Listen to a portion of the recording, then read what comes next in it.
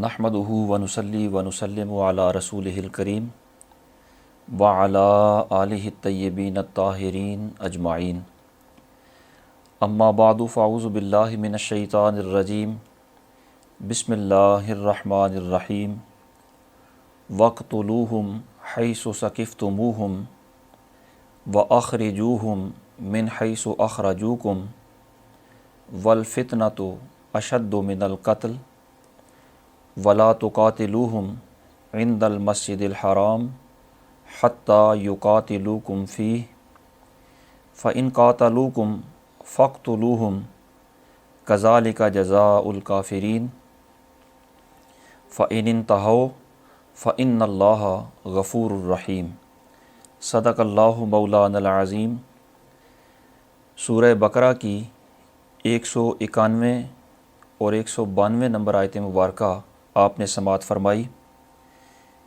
ارشاد باری تعالیٰ ہے، اور کافروں کو جہاں پاؤ مارو اور انہیں نکال دو جہاں سے انہوں نے تمہیں نکالا تھا، اور ان کا فساد تو قتل سے بھی زیادہ سخت ہے، اور مسجد حرام کے پاس ان سے نہ لڑو جب تک وہ تم سے وہاں نہ لڑیں، اور اگر تم سے لڑیں تو انہیں قتل کر دو، کافروں کی یہی سزا ہے۔ پھر اگر وہ باز رہیں تو بے شک اللہ بخشنے والا مہربان ہے۔ اس آیت مبارکہ میں جو الفاظ استعمال ہوئے ان کے معنی اور مفہوم ملاحظہ فرمائیں۔ ارشاد باری تعالیٰ ہے، وَاقْتُلُوهُمْ حَيْثُ ثَقِفْتُمُوهُمْ، کہ انہیں قتل کرو جہاں تم انہیں پاؤ۔ ثَقِفْتُمُوهُمْ یہ لفظ ثاقفن یا سقفن سے بنا ہے، جس کا معنی ہے زیرک ہونا، کامیاب ہونا، فتح یاب ہونا، اور اچھی طریقے سے کسی چیز کو پا لینا، قابو میں کر لینا۔ جب آپ کسی چیز کو اچھے طریقے سے قابو میں کر لیتے ہیں تو آپ اس پر غالب ہو جاتے ہیں۔ اس لحاظ سے یہ لفظ غلبہ کے معنی کو متضمن ہے۔ تو ارشاد باری تعالیٰ ہے کہ جہاں تم ان پر غالب آ جاؤ وہاں تم انہیں قتل کر دو، حربی کافروں کو۔ پھر ارشاد فرمایا، وَأَخْرِجُوهُمْ مِنْ حَيْثُ أَخْرَجُوكُمْ، کہ جہاں سے انہوں نے تمہیں نکالا یعنی مکہ مکرمہ سے، وہاں سے تم ان کفار کو نکال دو۔ چنانچہ حضور سید عالم صلی اللہ تعالیٰ علیہ وسلم نے فتح مکہ کے موقع پر جو کفار اسلام نہیں لائے انہیں مکہ مکرمہ سے نکال دیا۔ پھر ارشاد فرمایا، وَالْفِتْنَةُ أَشَدُّ مِنَ الْقَتْلِ، اور فتنہ یہ قتل سے بھی زیادہ سخت ہے۔ فتنہ کا معنی لغوی طور پر یہ ہوتا ہے کہ سونے کو آگ میں ڈالا جائے تاکہ سونے کی کھوٹ دور ہو جائے، تو اس عمل کو فتنہ کہا جاتا ہے۔ تو آگ میں ڈالا جانا چونکہ یہ بڑا اہم سخت معاملہ ہوتا ہے، اس لیے کسی بھی سخت معاملے کو، کسی بھی سخت مصیبت کو فتنہ کہا جاتا ہے۔ امام راغب علیہ الرحمہ لغت کے بہت بڑے امام ہیں، وہ فرماتے ہیں کہ لفظ فتنہ کی نسبت بعض اوقات اللہ رب العالمین کی طرف ہوتی ہے اور بعض اوقات اس کی نسبت بندوں کی طرف ہوتی ہے۔ جب لفظ فتنہ کی نسبت اللہ تبارک و تعالیٰ کی طرف ہو تو اس کا مطلب یہ ہے کہ کوئی مصیبت، کوئی سخت معاملہ اللہ رب العالمین کی جانب سے آیا ہے، اور یہ اس کی حکمت بالغہ سے آیا ہے، اور اس کا مقصد یہ ہے کہ مومن کو منافق سے جدا کر دے اور مخلص کو ریاکار سے ممتاز کر دے، کھوٹے کو کھرے سے علیحدہ کر دے۔ تو اس کی طرف سے ہو نسبت فتنہ کی، اس کی طرف ہو کوئی امتحان، کوئی مصیبت اس کی طرف سے ہو تو اس کو آزمائش کہا جاتا ہے، اور اگر لفظ فتنہ کی نسبت بندوں کی طرف ہو تو اس کا مطلب ہوگا بندوں کی طرف سے آنے والی مصیبت، اور بندوں کی طرف سے جو مصیبت آتی ہے اس کو فساد کہا جاتا ہے۔ اس لیے فتنہ کے دو معنی کیے جاتے ہیں۔ آزمائش بھی اس کا معنی ہوتا ہے جب اس کی نسبت اللہ کی طرف ہو، اور فساد اس کا معنی ہوتا ہے جب اس کی نسبت بندوں کی طرف ہو۔ یہاں چونکہ بندوں کی طرف اور کفار مکہ کی طرف اس کی نسبت ہے، اس لیے فرمایا والفتنۃ اشد من القتل، کہ کفار کا فساد قتل سے بھی زیادہ سخت ہے۔ اور کفار مکہ کا خاص طور پر جو فساد تھا وہ کیا تھا؟ اس سلسلے میں ان کے فساد کی مختلف صورتیں ہیں۔ مثلاً وہ مسلمانوں کو تکلیفیں دیتے، اذیتیں دیتے، مصائب میں مبتلا کرتے، تشدد کرتے۔ اسی طرح مسلمانوں کو اپنے دین پر عمل کرنے میں رکاوٹیں پیدا کرتے، حرم شریف کے اندر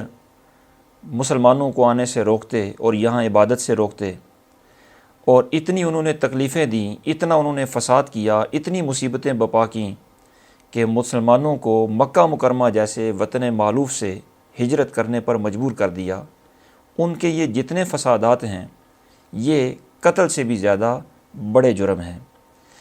پھر ارشاد فرمایا وَلَا تُقَاتِلُوهُمْ عِنْدَ الْمَسْجِدِ الْحَرَامِ، کہ مسجد حرام کے پاس کافروں سے نہ لڑو، حتیٰ یقاتلوکم فیہ، یہاں تک کہ وہ اس میں تم سے لڑیں۔ اگر وہ مسجد حرام میں تم سے لڑائی میں پہل کریں تو پھر تم ان سے وہاں بھی لڑ سکتے ہو، اور اگر وہ لڑائی میں پہل نہ کریں تو پھر مسجد حرام میں تم ان سے نہ لڑو۔ یعنی مسجد حرام کے علاوہ باقی روئے زمین پر حکم یہ ہے کہ جہاں بھی تم انہیں پاؤ حربی کافروں کو، انہیں قتل کر دو بشرطے کہ تم ان پر غلبہ پا لو۔ یہ باقی پوری روئے زمین کا حکم ہے۔ اور مسجد حرام کا علیحدہ حکم بیان کیا کہ مسجد حرام میں اگر تم انہیں پالو تو جب تک وہ پہل نہ کریں اس وقت تک تم ان سے مسجد حرام میں نہ لڑو۔ اور مسجد حرام سے مراد کیا ہے؟ صرف مسجد حرام سے مراد بیت اللہ شریف کی مسجد ہی نہیں، بلکہ مسجد حرام سے یہاں پر مراد مکہ معظمہ کے چاروں طرف جو حدود حرم ہیں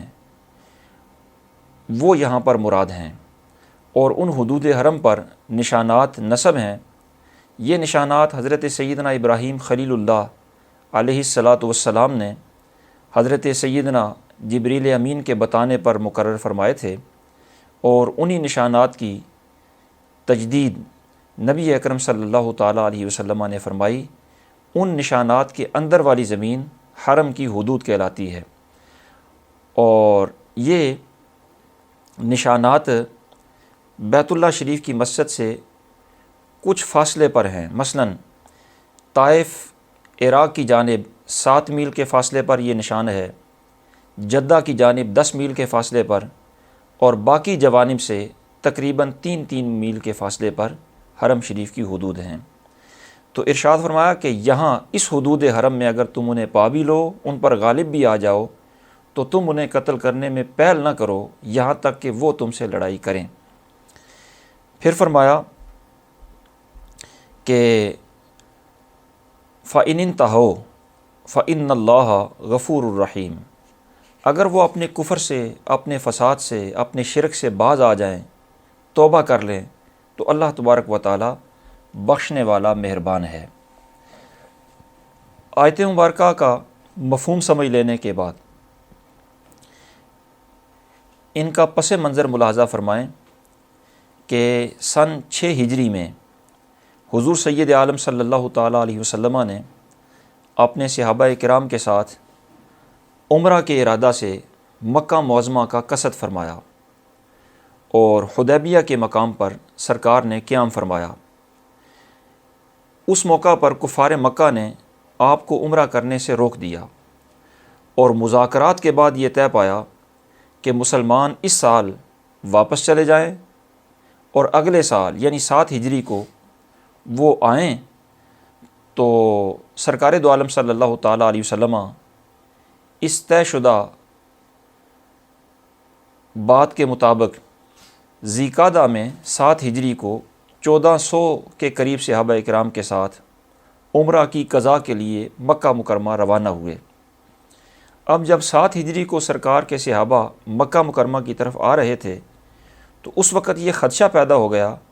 کہ کہیں ایسا نہ ہو کہ کفار اپنے وعدہ کی خلاف ورزی کریں اور ہمیں ماہ حرام میں اور حالت احرام میں اور حدود حرم میں ان سے جنگ کرنا پڑے، اور حدود حرم میں جنگ کرنا اور حالت احرام میں جنگ کرنا یہ تو بہت بڑا گناہ ہے۔ اگر ایسا ہو گیا، انہوں نے وعدہ خلافی کی، تو ہم کیا کریں گے؟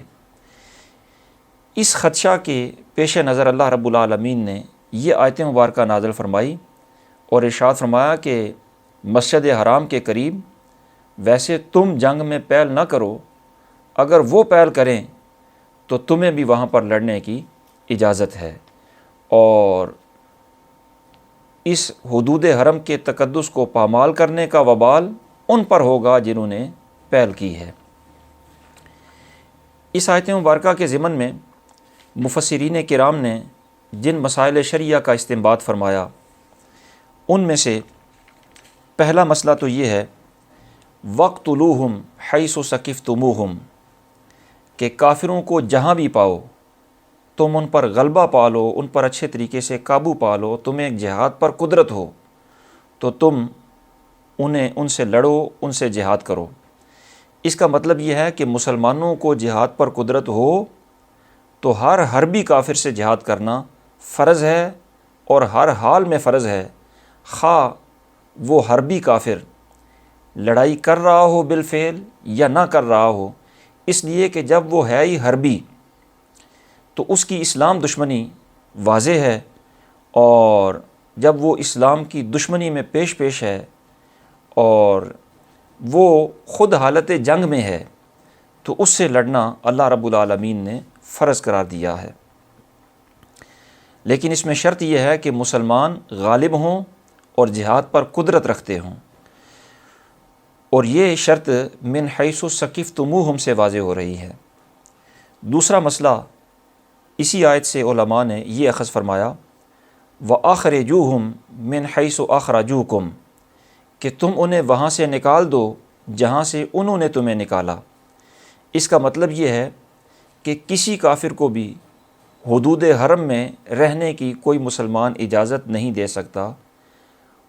کفار کا حدود حرم میں داخلہ ممنوع ہے، اور اگر کوئی حربی کافر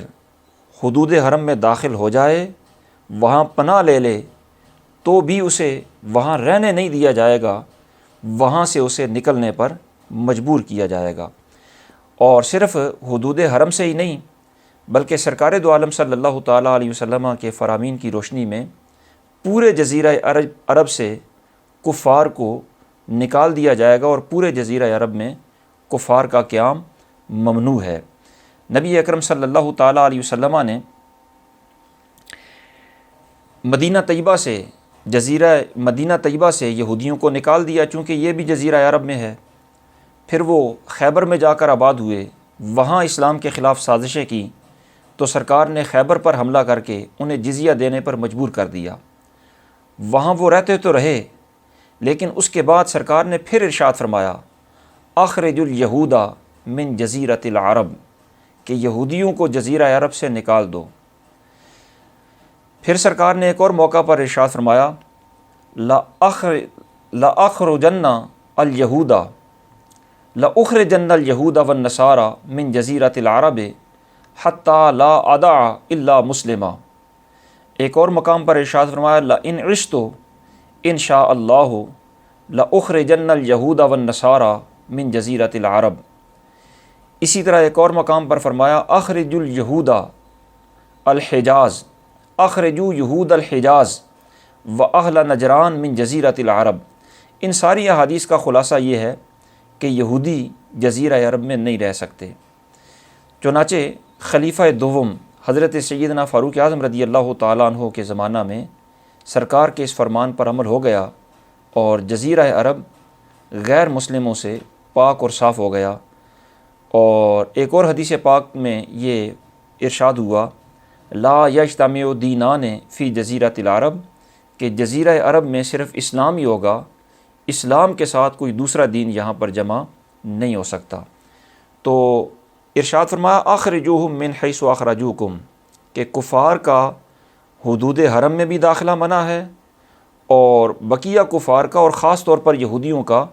پورے جزیرہ عرب سے نکالنے کا ہمیں حکم دیا گیا ہے۔ اسی طرح اسی آیت کے ضمن میں علماء نے یہ بھی بیان فرمایا کہ اگر کوئی کافر، کوئی اسلام دشمن بالفرض مسلمانوں پر غالب آ جائے، تسلط پا لے، اور وہ مکہ مکرمہ میں جا کر ٹھہر جائے، اور مکہ مکرمہ سے چونکہ ہمیں اسے نکالنے کا حکم ہے، تو وہ مکہ مکرمہ میں قیام کرے، چونکہ وہ غالب ہے، متسلط ہے اور جابر ہے، اور وہ اگر وہاں یہ کہہ بھی دے، اعلان بھی کر دے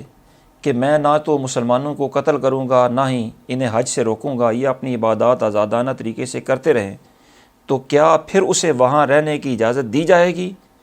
تو پوری امت کے علماء کا اس پر اجماع ہے کہ جب رب نے فرمایا ہے کہ انہیں حدود حرم سے نکالو، تو اسے وہاں سے نکالا ہی جائے گا، خواہ اسے نکالنے کے لیے حدود حرم میں اس سے قتال ہی کیوں نہ کرنا پڑے۔ تو بہر صورت وہاں کوئی بھی غیر مسلم نہیں رہ سکتا۔ تیسرا مسئلہ اسی آیت کے ضمن میں مفسرین نے یہ بیان فرمایا والفتنۃ اشد من القتل، کہ قتل بھی اگرچہ ناگوار فعل ہے، لیکن فتنہ و فساد اس سے بھی زیادہ ناگوار ہے، اور ارشاد فرمایا کہ فساد قتل سے زیادہ سخت ہے، اس فساد کو روکنے کے لیے انہیں قتل کرنا جائز ہے۔ اس کا مطلب یہ ہے کہ کبھی تر فعل جو ہے اسے روکنے کے لیے بظاہر جو کبھی ہے اسے کرنے کی اجازت ہے، فساد روکنے کے لیے قتل کرنے کی اجازت ہے۔ اس سے علماء نے یہ اصول اخذ فرمایا کہ جب آپ کے سامنے ایسے دو آپشن ہوں کہ دونوں طرف نقصان نظر آ رہا ہو، دونوں طرف خرابی نظر آ رہی ہو، ایک طرف خرابی ذرا کم ہو اور دوسری طرف خرابی زیادہ ہو، تو زیادہ خرابی سے بچنے کے لیے کم خرابی کو اپنا لیا جائے گا۔ جیسے یہاں ارشاد فرمایا گیا کہ فساد کو روکنے کے لیے ان کے قتل کرنے کی اجازت دے دی جائے گی۔ اور اسی آیت سے علماء نے یہ بھی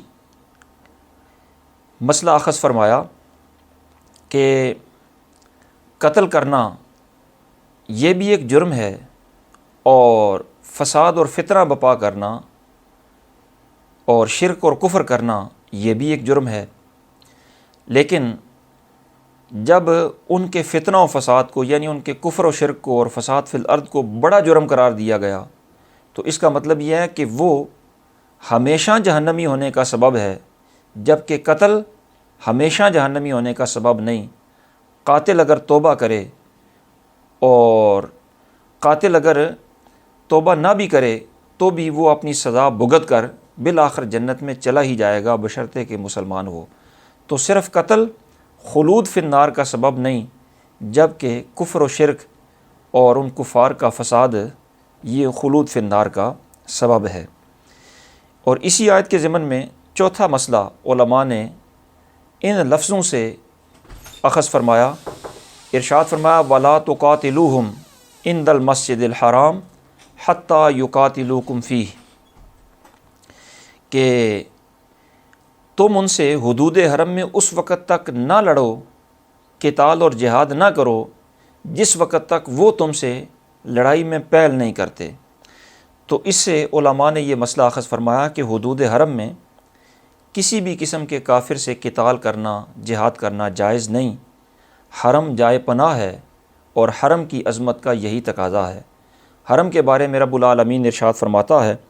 وَمَن دَخَلَهُ كَانَ آمِنًا،